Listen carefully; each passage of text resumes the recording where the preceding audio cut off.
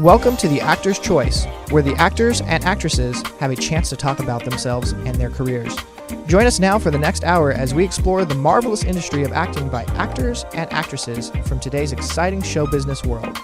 And now, direct from Hollywood, here's your host, Ron Brewington. Hi, everybody. I'm Ron Brewington, and welcome to The Actor's Choice, brought to you by Photography is an Art, Harvey Brandman, Master Photographer, located at 1307 North San Fernando Boulevard, Burbank, California. Attorney Ron Irwin's book, Haiku, Style, Passion, Heart. Author Larry Buford's book to the future, Time Travel, Message in a Capsule. State Farm agent Carla Green, and veteran actor Rob Brownstein's Actor Training School, and Actor Space. Roland. I know what I need. I think he reminds me of my father a lot. And we like weird things. And when I look into his eyes, it's like I am falling down a deep, dark cavern towards ancient Celtic mysteries. Day 1. Naya attempts a coup. She declares to the entire office that she's in charge now, and she continuously demands my master set of company keys. As if it will be that easy. That was Suzanne. What does she want? She wanted to talk to you. Why? I don't know. You don't need to talk to her. She doesn't deserve your talking. Was she sad? She cackled. What does that even mean? She laughed. She didn't laugh. Ladies and gentlemen, our first guest comes from Manila in the Philippine Islands. She became a performer at a young age, and by her early 20s, she starred in a number of Philippine-made, internationally produced films and TV programs. Now, she came to the United States, got some roles, and the rest is history. She now has 64 IMDb TV and film actress credits and growing.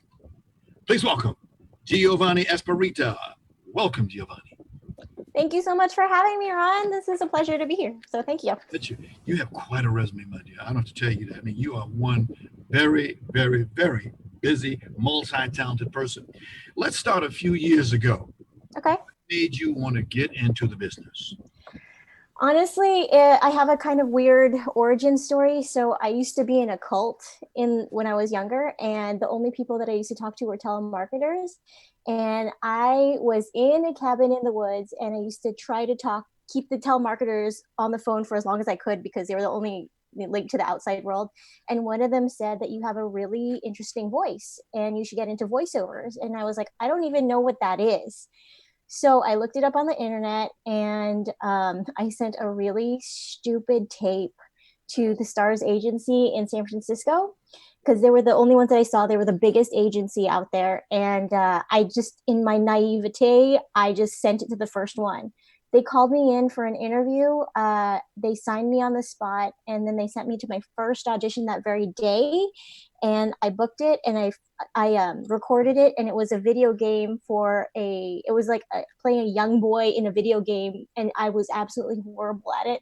But it was my first job, and I was like, oh my gosh, this is a sign from God that I need to be continuing this. So that was how I started. And then 8 months after that, I booked my first role on a union shoot, which was ER, and that was a recurring role. So I've been very, very lucky in this business, like so lucky. When you get finished or when you get ready, write a book. Let other people know how you did it. Okay. Because a lot hard work and tenacity, definitely. Yes, you really, really do. What was it like for you? Okay, after you came here to America, the transition between your country and America, what was that like, particularly in the acting business?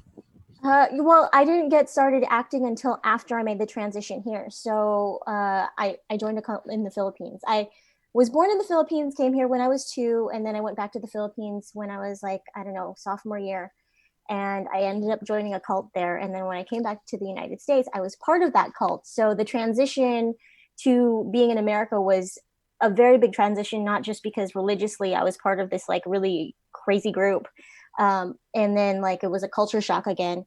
But acting really saved my life because like I told you, my start into acting was kind of my way out of the cult. So that transition, it really honestly saved my life. I feel like being able to play different characters was part of my healing too.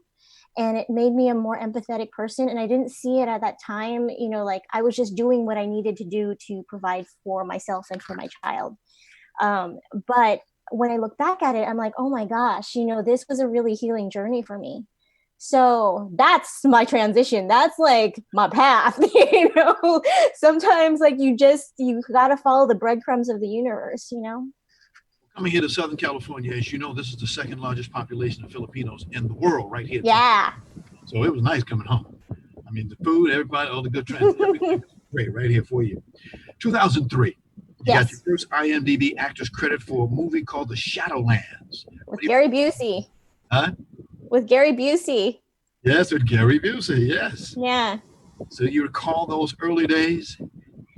Yeah, that was actually I was non-union still at the time, but that was one of my first roles. And I remember being on set, and I auditioned for the lead, Aya, and I remember braiding my hair for it. And the director was like, oh, that's, you know, like, I'm going to bring you back for the callbacks. And then I ended up playing the slave to the queen. You know, that's because I don't know if it had to do with anything with my race or anything, but it happens, right? And then, yeah, I don't know. Well, it was like 15 years ago, so I don't doubt it. But I remember Gary Busey had me put my hand inside his head because he has a hole inside his head for like some operation that he had. And I was like, oh my gosh, this is so surreal. He's a good guy. He's nice to know fellow. You have 64 IMDb credits. That meant at least 64 auditions. Oh, more than that. You like, especially when you get started in the industry, they say that when you audition, it's 40 auditions to one booking. So hundreds upon hundreds auditions, you know, went into those 64 bookings. What's your attitude when you go to an audition? Now it's like, I am grateful for the chance to play.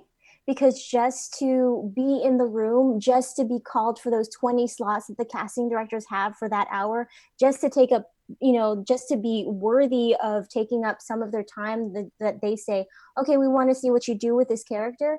I feel lucky to do that. And now that it's transitioning to self-tapes, just being able to know that somebody is like actually going to be considering your work, knowing that there are thousands upon thousands of actors out there that don't even get the shot. You know, like later on in my career, like I transitioned into filmmaking, which, you know, I still do. And when I put down a breakdown and I see that there are literally 3,000 actors submitting for one role, I recognize how lucky I am to just even get a shot. So I treat like every single little chance that I get to audition as a gift. Definitely, Giovannie, you know your family and friends support you wholeheartedly and help you get where you're at right now. Definitely.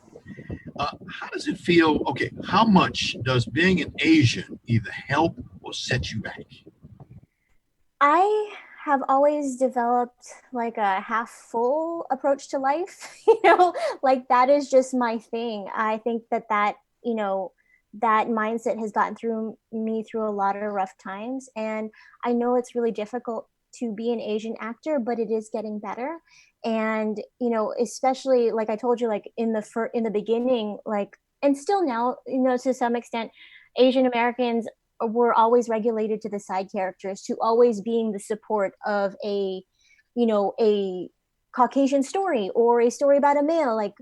And now I'm seeing more and more films being made with Asian leads, or, you know, just leads with people of color. And that gives me a lot of hope.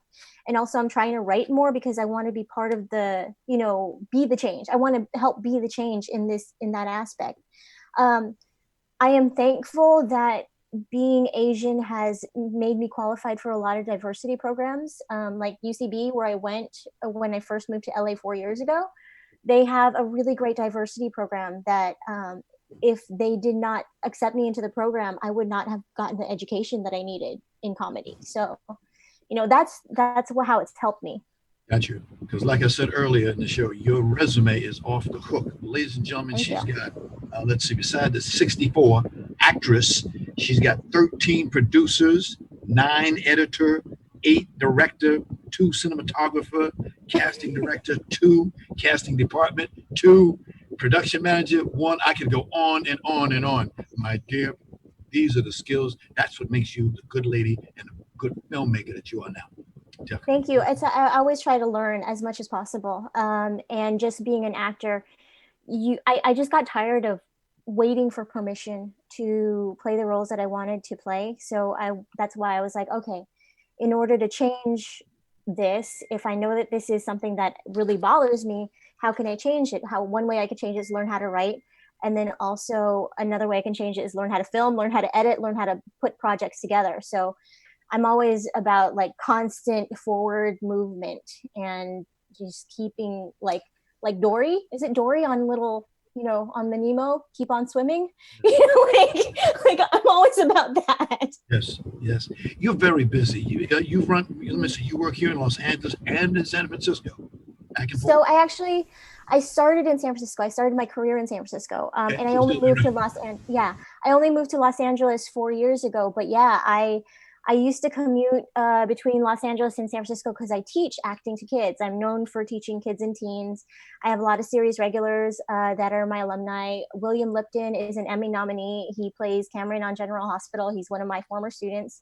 And I teach online nationwide to kids and teens primarily because I look like this, because I look really young. So they tend to like me and I'm really goofy. So 2004 to 2005, you got a recurring role on ER as a student named Ludlow. Yeah. Your career, definitely. Pardon? It helped your career. Oh my gosh. Like, I am so lucky to get that. Like I told you, that was my first union job. And that was like maybe the third or fourth audition that I had gone on in LA. And I was driving the 6 hours to get to LA for those auditions. Yes. And yeah, Leslie Linka Glatter, who had hired me for that, was woman director. And so that being my first role and showing me that women could be directors, I didn't know how hard it was for women directors until I got to LA like 4 years ago. I thought it was just like a normal thing. But then like I started hearing all these things about, the statistics are like crazy and it's really difficult for women to succeed. But I didn't have that mindset because Leslie Linka Glatter hired me and that was a recurring role for 4 episodes. And I was just so lucky. I was so lucky. Yes. And then the roles started coming in for you. You were doing, as I noted, about an average of 4 to 5 films a year. Yeah. Like that's a lot of hard work too. So people don't see the auditions that go into that. So those 4 or 5 roles, probably, I want to say 40 auditions for each one of those roles I booked. Got you. Yeah, so like but you do, like, it is definitely a hustle and grind. The credits help, but it's like you still have to put yourself out there for every single audition because I'm not a name yet. I won't say yet. Got a publicist? Pardon? You have a publicist? No, I don't have a publicist, but my producer of Derailed, actually, when she started doing the publicity for her movie, she had the actors on her movie have some publicity, but that was only like 2-3 years ago. So there's a connection among the Filipinos, among all the Asians, and all I have to do to get to you have to go through a lot of people. They know you. A lot of people know you. Really? Giovannie Espiritu. They say, oh yes, this way. Here's a number. That's how I was able to get in touch with you. What? Yes. I didn't know. They know you. Oh yes. Okay. That's news to me. That's awesome. Person, I can say that very truthfully. You are a very well-known person. Oh, thank you. Okay, cool. I'll take that. Write that down, Dave. What kind of roles do you look for? I have found that I love films with magical reality in it, and the ones that really, like, I'm really trying to hone, like, what are the stories that I want to tell? I want to tell stories of hope. I want to tell stories of like I love The Matrix. I know it's really silly, but I love The Matrix. I love Angel A. I love, Secret Life of Walter Mitty. I love Truman, The Truman Show. Right. Those shows that tell you that, there is something out there that's bigger than yourself. Those are kind of stories that I want to tell.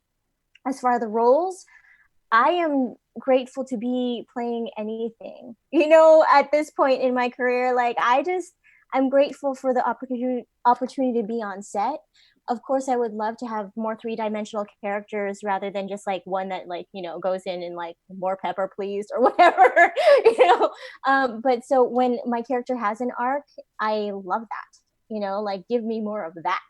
Yes, yes.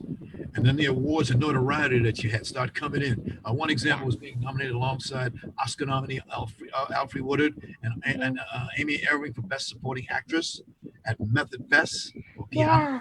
role. Yeah, that was for a film called Fiona's Script, and that was, I think, in 2008, I feel. Yes. Yeah, like I was just like super honored. I didn't know about it until after the ceremony, which is hilarious. Because I didn't know until I found an article about it that was like on the short list for it. So I was like, oh wow, okay. I wish somebody had told me. I wish I had made the parties and the galas for that, because that would have been awesome. But I didn't know how LA worked. So Yes. Understood. Who are some of the actors and actresses that you really admire? I love James McAvoy. I can watch him in anything that he does. Alfre Woodard, of course. Viola Davis. Oh gosh. The lady, I don't know her name, but the lady that plays the grandmother on what is her name? I forget. Gosh, I forget. Okay, forget her name. I shouldn't forget her name, but her performances are great. And even the small performances, I love. So in what is it called? It's a Mira Nair film about the wedding, but there is a lady that plays a maid in that has no lines, and I love her so much. Like her performance without words is so endearing to me. Yeah, so I don't know, I have so many, but yeah, those are the ones that come offhand. Helen Mirren, like I love her so much. Okay, yeah, I'm gonna stop geeking out here. I found a short clip of you on the red carpet at this year's Academy Awards, and here's what you said about persons who you want to win. Roll it, Tony. Parasite to win any Oscars that it can win. I think that there needs to be more inclusive content, more diverse content, and I think that we need more actors of color and actresses of color that are nominated. So if I can say anything, I'm looking forward to more creation of stories with people of color. Now, you said Parasite. Yes. And as you know, Parasite won Best Film. Yes. I love that film because not only was it visually just so beautifully done, and you could see like the thought and care that went into it, but it spoke to, the differences in classes and survival and like just what we need to do if we're in different classes in order to survive, but also how we are very similar to one another, and we're all trying to get like this, all trying to go after the same things, and how much we care for our families and how that makes us do like weird things, and there's not a black and white on like good or bad. I don't know, like I just love that film. Like I thought it was just masterfully done. Unfortunately, some people were a little bit upset. They didn't think that movie should have won. Why? I don't know. Yeah, including the guy that lives at 1600. He was upset. Oh, well, I know that because there's a lot of animosity towards people of color, and I think that people are threatened by that, and I don't think that should be, but I can't think for other people. It's just sad when people think that there's only like little slices of pie to go around. It's a very scarcity mentality have that. Like if everybody can thrive and survive, we make a better place just generally, We have so much talent out here. There's people coming out of college every year, people coming here, coming from out of state, coming here. There's a lot of programs that need to be built. You need them. Yes, and we need to hear more stories that aren't just one from like we need to hear more stories from people that are underrepresented so much. We really do. We need different points of view just so that we can have like discourse on different perspectives of life, which we don't have anymore. Like we can't even talk to anybody, like we have, there's such like divisiveness in the world right now. And I feel like, if we had more stories from different points of view and we can talk about them without being offended, that would help the world. Right. Okay, one of your projects, we run out of time right now. One of your projects that you did involved domestic violence. Tony, can you show the first one, the makeup, the picture there? There's a picture of a face that's number 17. And you should see a face of a woman. That's you with makeup on. There you go. That's not me. No, not you. Right, that's not you. Yeah. That's not you. Yeah. But the idea was, can you go to the next 17A? Okay, there you go. You did the reading on this particular project. Yeah. One of the things that I admire about you is that you know the business, you know how to do things, and you use them, that skill that you have, for projects like that. That's great. Keep it up, please. People Thank you. Get that word out there. Definitely. Another thing that you did was Ally 3000. Yeah, Ally. Can you talk about that project, please? Yeah, it's won Best Screenplay at the Culture and Diversity Film Festival. It's won honorable mention at the Latinx 21 Film Festival. Yes. So it's a short film, and it's about, the idea is, what would a perfect ally to a person of color look and sound like? So that's kind of like where the idea came from. And it's a very satirical take on it. It's comedic, but it also like kind of, pokes fun at different kinds of privileges in the world. So I'm going to probably release it later on in the year, but right now it's played at the Brewington Film Festival, and just waiting on a couple of other film festivals to see if it got accepted into it.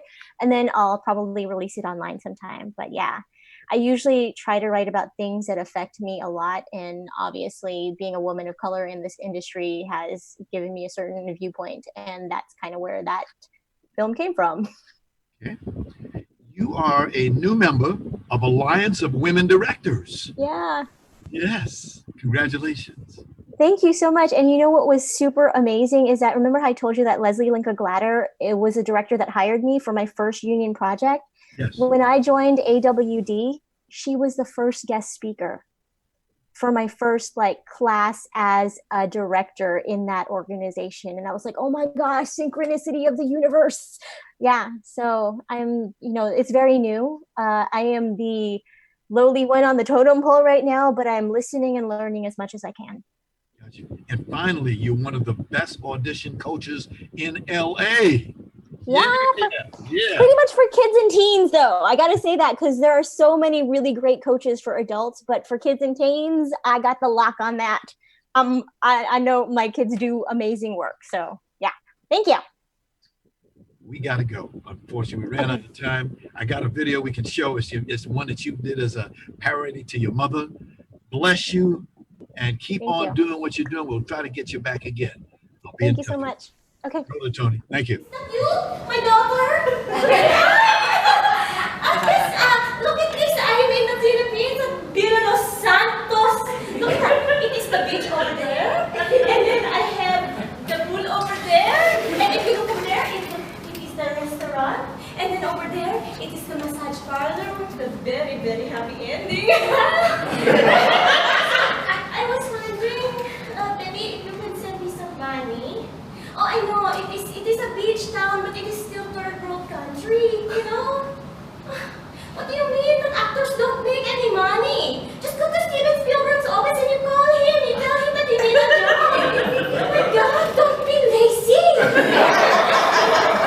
Okay, boy. Look at that, he is the new help. Oh my God, they make so much good food here. What do you mean that I need to cook for myself? What do you think, I'm kawawa or something? Think that I should do my nails on my own? No, naman!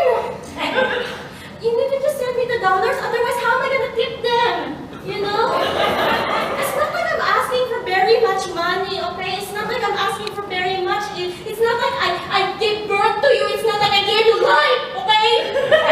Your host, Ron Brewington. The studio of Harvey Brandman Photography is an Art is proud to offer you a $100 discount off any photo package valued at $300 or more. Now, Harvey's been in the business for nearly a quarter of a century. And ladies and gentlemen, he certainly knows how to take care of his customers. So please give him a call today at 818-954-9294. That's 818-954-9294. You'll be glad you did. And by the way, please tell him, Harvey, that you heard his offer right here on the Actor's Choice. haiku, style, passion, heart. It's the latest from author and attorney Ron Irwin. The book was inspired by the author's first exposure to haiku well over half a century ago. This experience produced within him a deep passion to experience Asia, which he later did as a U.S. Marine. The book is available in paperback at lulu.com, and Irwin says he'll give 20% of net book sales split evenly between the veterans of foreign wars and Vietnam veterans of America. Book to the Future, Time Travel, Message in a Capsule. The book by author Larry Buford. It's a historical and faith-based account of how what we do and follow today will affect us tomorrow. The author also calls it an adventure for those who want to travel back through time. The book is now available in paperback, only $17.95 from Amazon, so please get your copy today. And now, a word from State Farm agent Carla Green. Roll it.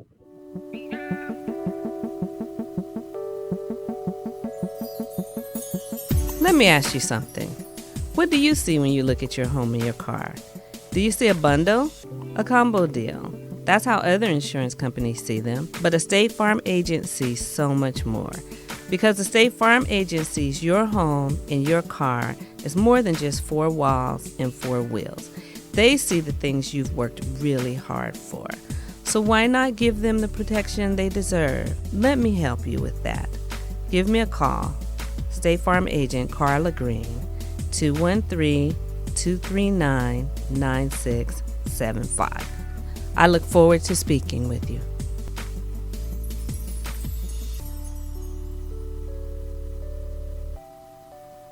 For more information, call 213-239-9675. That's 213-239-9675. Attention all actors.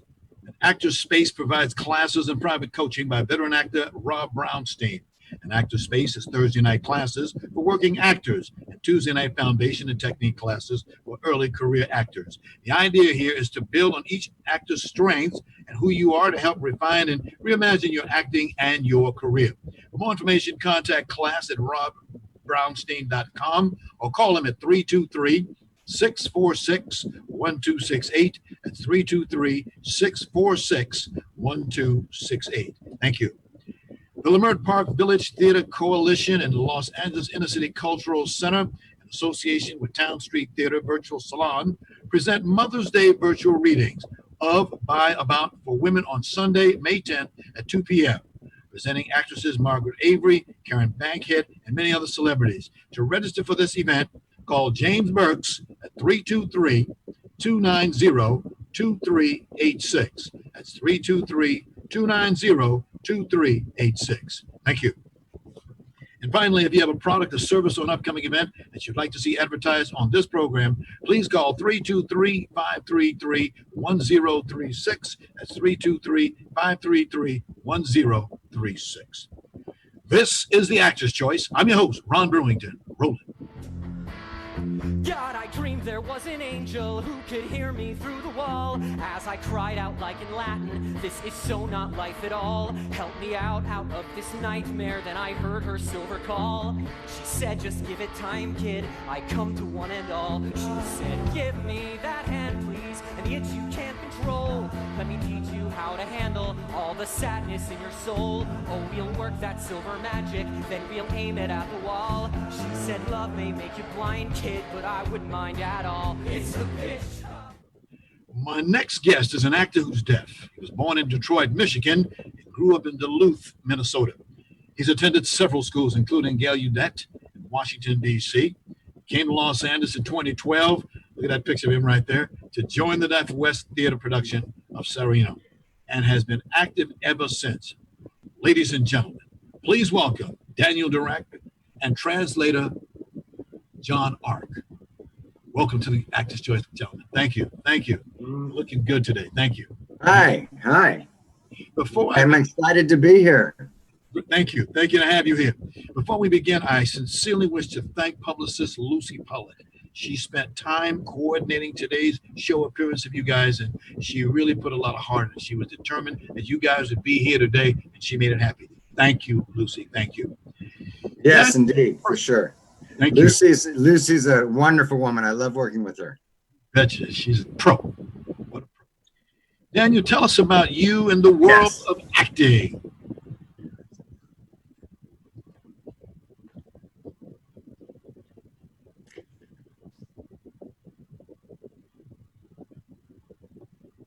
Well, I've been an actor since the age of 7. I've been in a lot of productions. I've always loved acting. It's my passion. Portraying different characters, working with creative people in the arts, traveling. I love it. I just love it. It's with Spring Awakening with Deaf West Theater. It was a wonderful experience. Deaf West Theater is like a family to me. I always love working with them. I can see, by the way, that video that we showed, as you know, that was Spring Awakening Medley, Tony Awards 2016. Yes, yes. It was great to see that. It was great to see that again. Wow, I look young. Yes, he looks good. Now that you're with Deaf West, a theater company based here in Los Angeles, how are you doing? I'm doing great. We had a show, Orphe, that I was involved with. I think it was my 4th production with Deaf West. And I worked with Amelia, another actress who's also involved with Deaf West, and she's an award winner. It was great to work with her again. The show was a very strange show. It was very different. It was fun. It was a good cast. I enjoyed the experience very much. Daniel, as I watch your skill of American Sign Language, or ASL, in various roles, it's outstanding, my friend. Please explain to our viewers, what is ASL?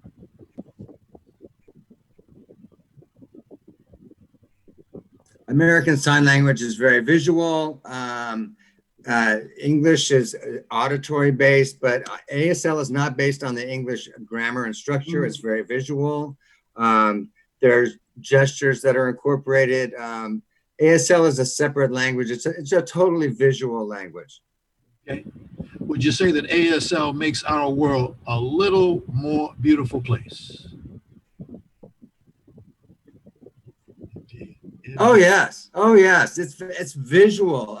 Like Spring Awakening, for example. The former version, the original version, was very good, and then our show, I believe, added so much more. Made it. It was so much more visual. It was like a 3D experience with the music and the movement and the ASL. I think it was just beautiful.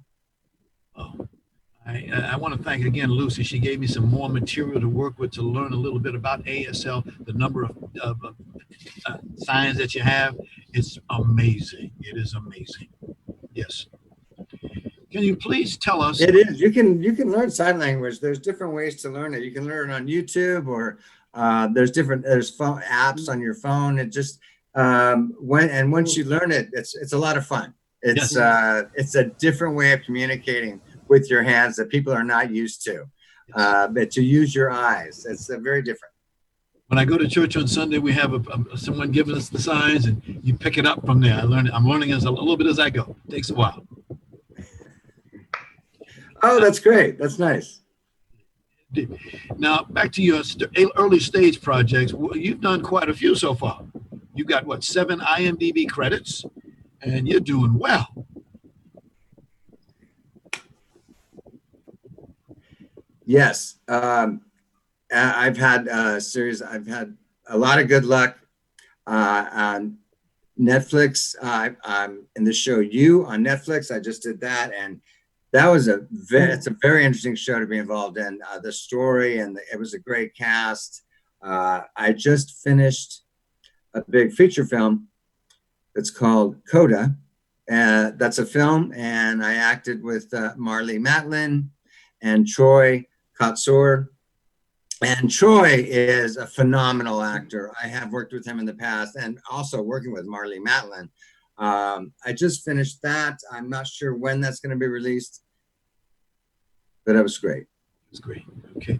You've had some great roles on television with The Sweet Life on Deck. You also had, you were on the cast of the ABC Family Channel's production of Switched at Birth.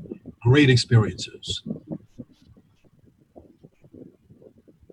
Oh, yes. I loved working on Switched at Birth. There was so many deaf actors in that show. That feels like a long time ago, but it was one of my best experiences. Got you. Got you. Tell us about. I liked Switch to Birth because there was a lot of deaf characters, and it shows what really happens in deaf people's lives and what they go through, and the portrayals. It was really important to have that. Beauty of communications. I love the way I teach communications, and it's a beautiful thing to be able to communicate in any way you can so that someone can understand what you're saying and you can understand what they're saying. Marvelous.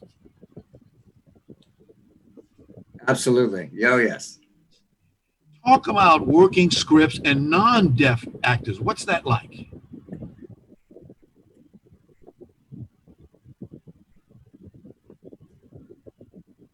Well, it's various. It's varied. Some actors don't know any sign language, but they like to learn. We work in collaboration. We're in storytelling together. So I'll teach them some signs. In my experience, the actors are always eager to learn ASL. And so I teach them some signs. On Switch to Birth, even some of the crew members learned sign language, and some of the actors that were not deaf and didn't know sign language learned it during the production of the show because we would communicate with each other.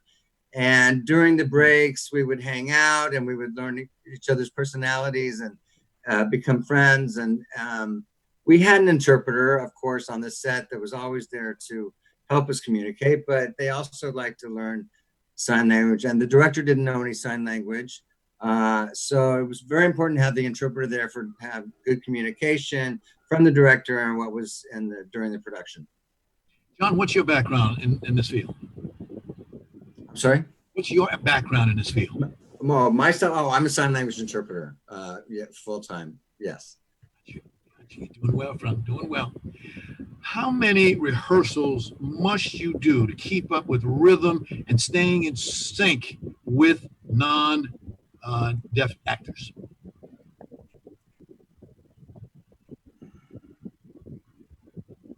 Well, as far as rhythm, in some scenes, they see my signs and then this serves as a cue for their lines. It helps with our cues. I explain what my signs are, what the lines are, so that they know when their cue is. It works with film and stage, and it's a system that's worked. And for the productions at Deaf West, I have a voice actor, which means I do my signs and sign language, and there's a voice actor that speaks all of my lines. And it's very important that we work together. We sit down together, we read the script together, we go over everything. Sometimes, there's variances in the language. There could be a lot of English and a few signs, or a lot of signs translates to lesser English. So there's really a dynamic there that we're always working on and trying to improve, and we figured it out. Wow. Here's a question that Daniel, I gotta ask you, and that is, tell us about the satisfaction that you get after performing a show.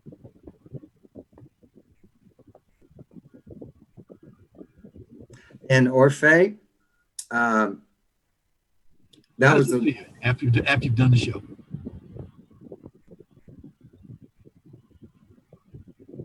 Oh yeah.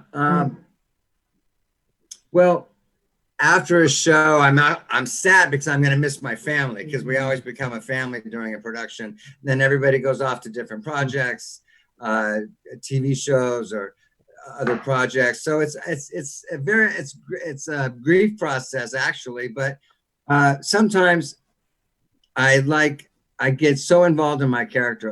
A good example was Spring Awakening. I was so involved with my character. It took me time to really just back out of that character and remember who I was as Daniel. Because I was in that character for so long. In character, as they say. Yes. And also I was in the production of Flowers for Algernon, and I played Charlie. And that deals with mental health issues and physical issues. And that was for several months. I worked on that also with Deaf West Theater. After that show, I I felt like I had ingrained Charlie into my personality, and I hadn't learned how to just get out of the character. I was still learning. I had to get rid of the past character to take on my new character. And it was part of my education in acting, but it took a while. Okay. You said flowers for Algernon. Guess what? We just happen to have a clip. Roll it, Tony. Progress report. When I wake it up this morning, right away I thought I was gonna be smart. But I'm not. Maybe it didn't work and they'll have to give up on me. They said I wouldn't have to run the amazed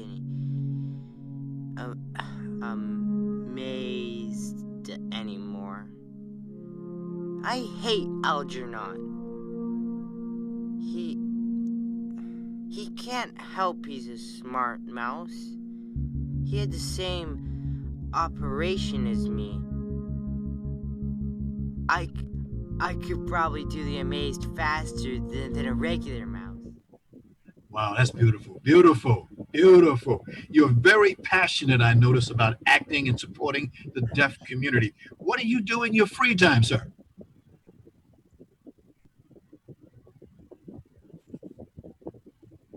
Well, there's a lot of different things. I love going to the movies. I love movies. I like going out with friends, especially, but now, not lately because of the pandemic. I've been stuck at home and I'm missing my friends because and the pandemic has affected all of us actors and we don't know what's coming next. I'm just trying to stay positive and keep in touch with everyone and keep being creative. I was just involved with Deaf Broadway, and that's where we perform on Zoom, and we look at videos from past productions and what's currently on Broadway, and we follow different characters and we actually recreate them in sign language. So we're trying to keep our creative juices going. Right. I just want to show, before we go, I want to show a few photos of the play that you were talking about at the Odyssey Theater called Arce. Unfortunately, as you know, it had to shut down prior to opening night due to the virus that we call COVID-19. I'm sure you were disappointed. In the first photo, you'll see you, Daniel, and Danny Cron. As you and Danny Cron. Oh, yes. Okay, that's the first time I've seen this. I haven't seen this photograph. And there's a second picture, you and Natasha O'Feel. Oh, yes. Okay. All right. I hope a lot of people have been affected by COVID-19 and, staying in the house is not fun, but hey, as I always say, it could be worse, but we're just hanging in there. We're waiting for it to get back to work again. Okay. Yes, we have to stay positive. We have to stay healthy. We've got to keep our creative juices going and just continue on. Yes, yes. Now, you've received several awards, including the 2016 Theater World Award for Outstanding 2016 Broadway Performance, and that play that we saw, Spring Awakening, the video we showed at the opening. Congratulations. Thank you. Nice to get a trophy, get a plaque, goes up on the wall. If you look behind me, you see I've got some plaques up on the wall there. Get one like that. I started that a long time ago. It's a wall where when I'm depressed, I go look at my wall and then I feel good. You're gonna have a wall one day. God bless you. You're gonna have a wall. Definitely. Yes. Definitely. Thank you for your kind words. All the hard work is nice to be recognized for all the hard work. How can you get in touch with Deaf West Theater? There's a lot of people who don't even know about your existence. How do you get in touch with them?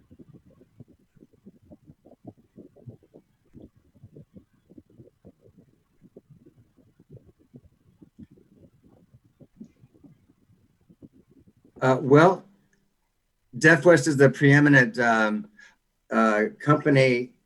The artistic director is David Kurz. That's how I got involved. Cyrano was my first production. It was the first time. It was when David Kurz, DJ, we call him, had just become artistic director, excuse me. And it was one of his first productions. And he's a personal friend of mine. And he's very focused in the work and involved in all aspects of the productions. He's a genius.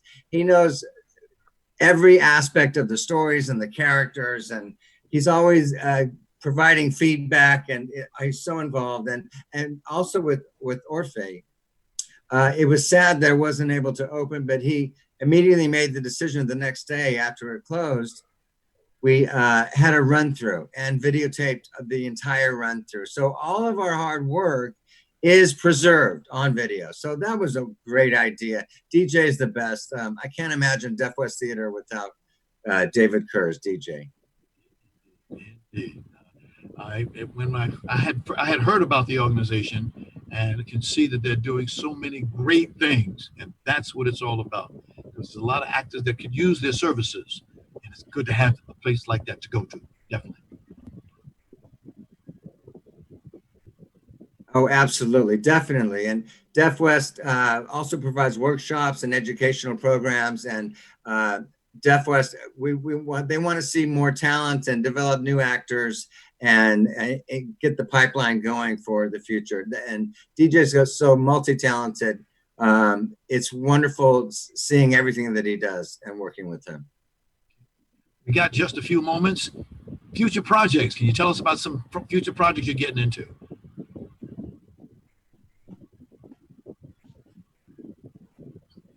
Well, I'm a working actor. I don't know what's coming up next. I have a few possibilities, but I'll see what pans out, and whatever is offered to me, I'm excited about. We're hoping Orfe will be able to open again in the future, but I'll do anything I can do. Great attitude. Great attitude. Again, Lucy Pollock, thank you very, very much.